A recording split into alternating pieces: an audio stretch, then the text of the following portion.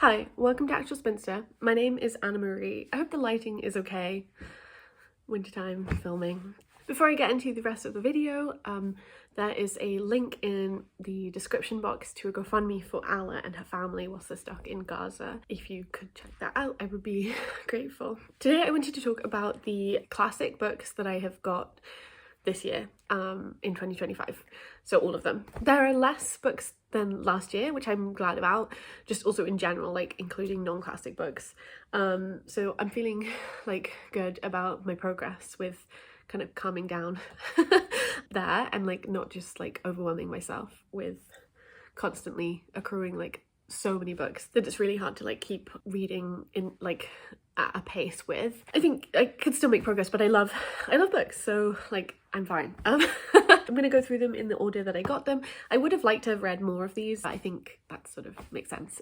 It is also like a useful, I have also been reading some of the books, like I made a video like this last year, and I haven't read loads of those books, but I definitely have been reading some of those this year, so that has been feeling good too. So this also kind of functions as like a, you know, classics that hopefully I'll pick up fairly soon. Yeah, obviously also with classics, like I do feel more like when I own physical copies of them, they are more commitments to keeping them on my shelves because of my own particular interest in like the development of literary forms and novels especially, and yeah, like the history of the novel and like how that means you need to read a bunch of novels in the past, and so it does feel like more of a commitment with these classics that I will keep them even if I don't particularly like them, although, you know, some of them I'm sure I ultimately might pass on, but you know, I am like collecting them more in a way that I feel like I'm not doing quite the same thing with like contemporary novels, because I'm a history nerd is the conclusion. So the first book we have here is Olivia by Dorothy Strachey,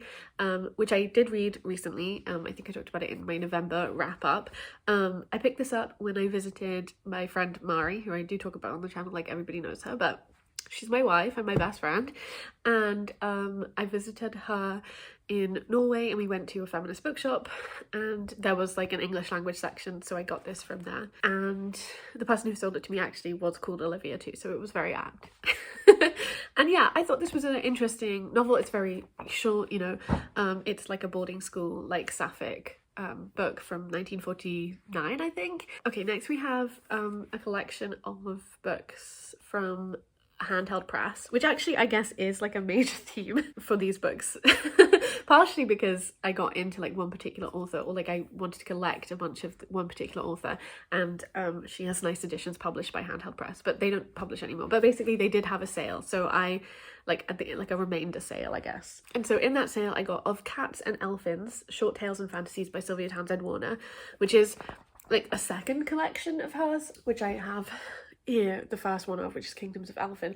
I had been meaning to read this year, and then I was like, so then it would be nice to just have this to have it for like later, but I failed at reading Kingdoms of Elfin. But next year I do have a bit of a plan for my like short story reading. I think I might like use a dice and stuff just as an experiment to see if that helps me, and so Kingdoms of Elfin would be one of the collections that I would be trying to read from. So hopefully I will make some progress with that. But like I didn't get this to like pick it up like soon. I actually kind of got it because the press is closing and I wanted to like have Sylvia Townsend Warner's like stories as much as I can.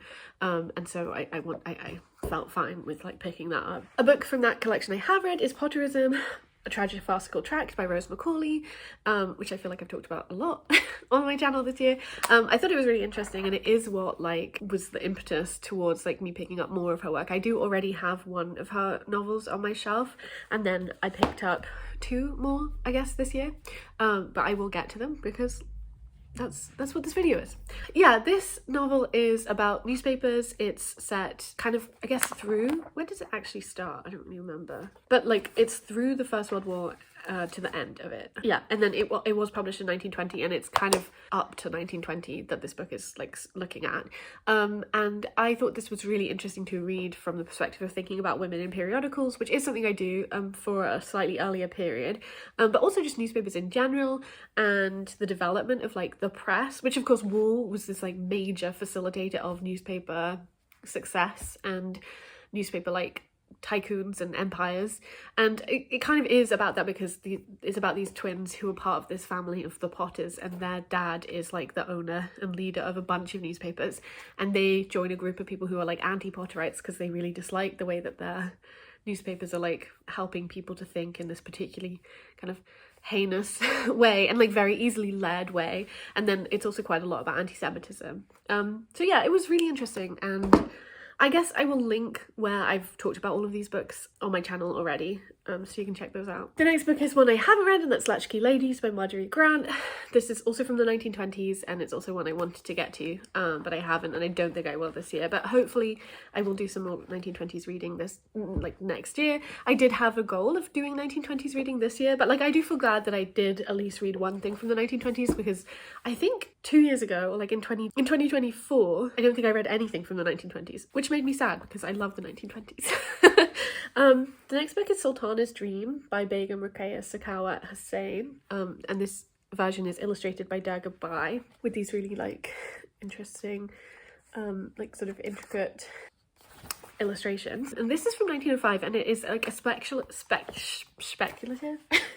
a speculative novella, I guess, more like a short story really, that's kind of like eco-feminist, let's say. It's like an interesting exploration of that, and it's like based around this woman who has a dream, and then she wakes up in this like women's sort of utopia, and yeah, it is kind of also about like technological advancement and like war, but it's sort of interesting. The next is Keynotes and Discords by George Egerton, which is a collection of stories. These are like realist stories. This is a secondhand copy, and somebody has like marks and things, which is cute. This also is on the kind of table for that like short story dice reading thing that I might try. I might make a video all about that specifically and about the collections that are part of it, but I'm not really sure, because part of me, because I'm really bad at reading short stories, I kind of feel like putting more pressure on me to make it into content would make it worse and harder. But then at the same time, like, it might be nice to kind of share. I don't know. Let me know if you have thoughts about that and if you'd like to see something about it. But yeah, I do, you know, want to check this out. Like, this is from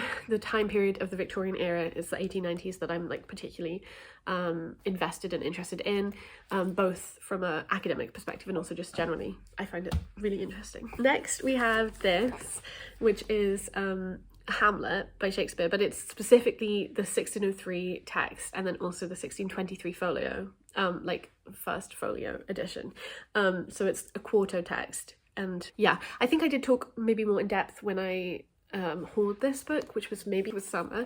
But yeah, basically the 1603 quarto is very different from the 1604 and 1623 one. It's seen as like the bad quarto, and I really wanted to read it. That really is interesting, because clearly there's some ideas about like what Shakespeare would and wouldn't write, going on with like deciding which one is the best and most original. I don't know, just really intriguing. And I clearly started reading the introduction because it's quite a long introduction, and it's like about the performance history as well of this particular text edition, like version. So yeah, I guess there's like two themes to my reading, which is like Victorians, and then also this year has been like early modern stuff.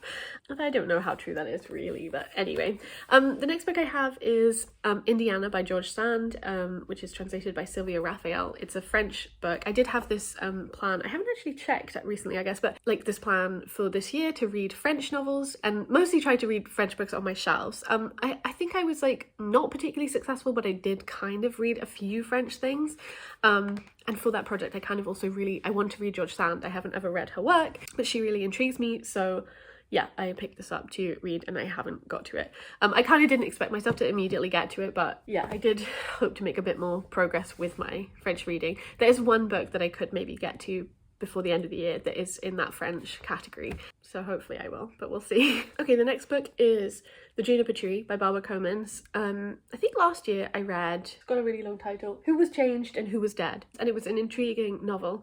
And then I really do like these NRYB editions, and I'm kind of sorry about it, but like they're really lovely. They have like these really nice covers, and then they have like a colour here, and yeah, I saw this version of this, and I'm really intrigued to read more of Barbara Comins' work. She seems kind of interesting and a bit difficult as a woman writer, which intrigues me. And there was something very surrealist about that novel that I read of hers, and I wonder if it's kind of winding through. I don't think it is. I also think she writes about women in kind of like economic difficulty, precarity, crisis, and that's also intriguing. And then The Juniper Tree I think is quite like fairy tale. It's based off of a fairy tale called The Juniper Tree, I believe. I did really want to read this year, but I didn't get to it, but hopefully I will next year.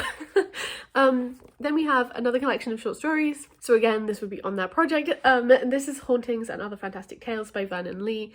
This was, it's a Victorian novel. It's from 1890. I mean, it's not a novel, sorry, it's a collection, and it was from 1890, I believe, or maybe the major chunk of it was published in 1890. I don't know about the rest of the stories. Yeah, really intrigued to get to these because I think they will be very different from the realist stories of like George Edgerton, and I guess mostly what I've been reading for my PhD work, although there is like a fantastical edge to them, but these I think are quite decadent. Yeah, and also maybe kind of engaged with like visual art in a way. But yeah, really intrigued to check this out, especially also because Vernon Lee definitely is queer in some capacity, and so I wonder how that is showing up in their work. We'll see. Okay, now we get to the Rose Macaulay.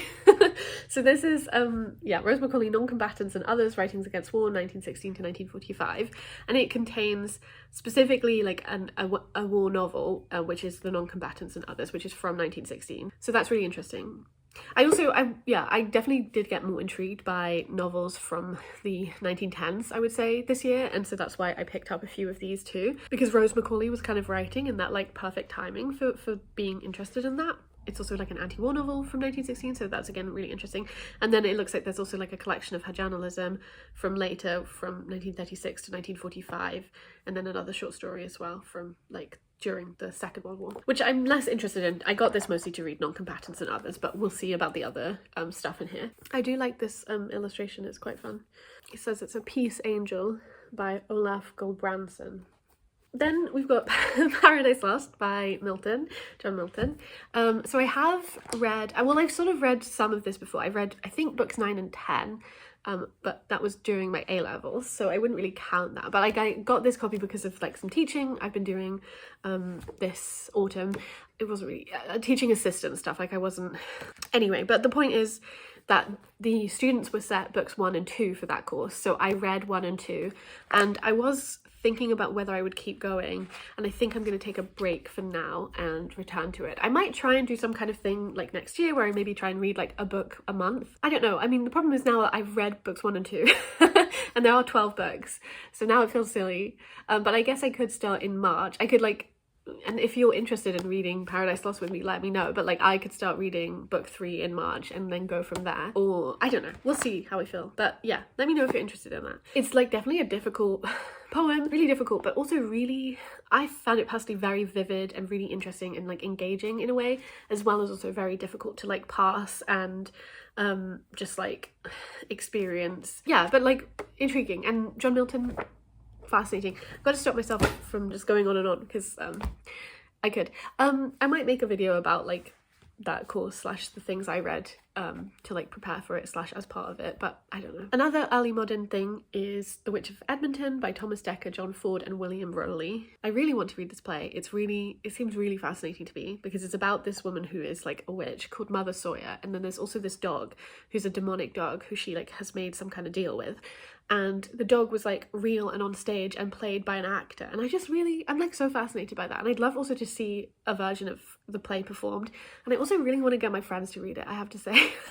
Like with me, and then we could read it all together as a play. The next book is The Duel by Magda Szabo, translated not by Ali Smith, who wrote an introduction. That seems really annoying actually, that you would credit the introduction writer on the cover but not the translator. Len Riggs. This is like a very famous book, especially in kind of like women in translation like circles, and I've been really wanting to read Magda Szabo's work for a while. I thought I would start here, which is sort of where most people seem to start. Yeah. The next book is Coriolanus by William Shakespeare. This was one of the books on that like teaching module, and I did some teaching assistant work directly with it, which is why I got my own copy. And yeah, need I say more about this? No. Okay, another Rose Macaulay is Whatnot, a prophetic comedy. And this was honestly the probably originating like novel of hers that like got me intrigued in reading her as an author for, like, you know, a few years ago. But then it was hard to find and very expensive and then blah blah blah. But I did find a copy that was not very expensive and was in the edition that I wanted it to be. And yeah, so this is from 1918, I believe it was, yeah, published in 1918. So again, another like 1910s novel, another like war novel, but this one is speculating about what the future will look like, I believe. And I think it's also about eugenics. The next book is The Romance of a Shop by Amy Levy, and this is just a Victorian novel that I wanted to read, and after Victober I was like, I really gotta pick it up, so then I did. And I haven't read it yet either. Gosh, it's really looking low in terms of what I've read and what I haven't. I'm gonna count Paradise Lost as read. What else have I read? Wow, okay, 4 things.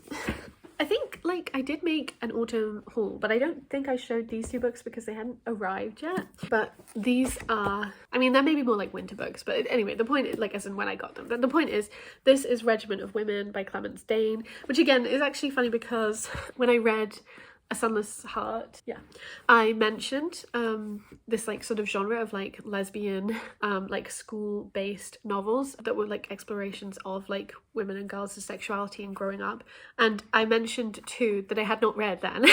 And one of them was Olivia and the other was Regiment of Women, and after doing that thinking and like connecting them, although they're not very similar to A Sunless Heart, but my point was kind of like you can maybe see some of the developments from A Sunless Heart into these kinds of novels. But it did make me be like, I should really pick this up. And I think this is also from 1917. So again, another like 1910s book. I could be wrong about that though. It does not say. But it does tell me when the introduction was written. That's very silly.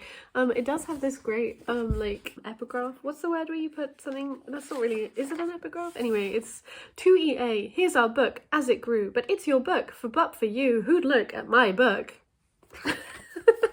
Yeah, anyway, so I'm really intrigued to read this. I am intrigued also to read The Afterword by Melissa Broder, which is what it says here, because I do like Melissa Broder. Yes, and I think this is like really obsessive. And I don't think it's gonna be happy, but I'm still intrigued to read it. So yeah, there's that one. And then the last one is this book is an 1890s book. This is Red Pottage by Mary Chumley, and again, this was like a book that I, having watched a lot of Victober content and thought a lot about like Victorian books, was like, I want to read this, so I'm gonna pick it up. And I think like it should be interesting in terms of just thinking about women and their exploring women's position in society is what I was trying to say, I think. And yeah, this is also from the 1890s. I think, is it 1899, I want to say? So again, that's like right in my kind of like era that I want to be reading things and learning about and using to kind of compare and contrast the other material that I'm looking at. I think it is also vaguely on the kind of like class conscious socialist continuum. I think it was, I'm pretty sure Anne Ardis has like compared it with some of the novels that I've worked on, but I don't know how much that is the case. So like it might not be particularly strong in that either. But yeah, excited to check it out. Unfortunately, I don't really like this kind of cover or design or whatever, but that's okay. Okay, I think that's sort of everything to show today. Yeah. That's not great for the number, but hopefully I will read some of these soon. I guess I did have like one particular month in September where I didn't read anything except from a novel from the library, which I do think kind of stunted some of my progress. And some of these I did get more and more recently, like so.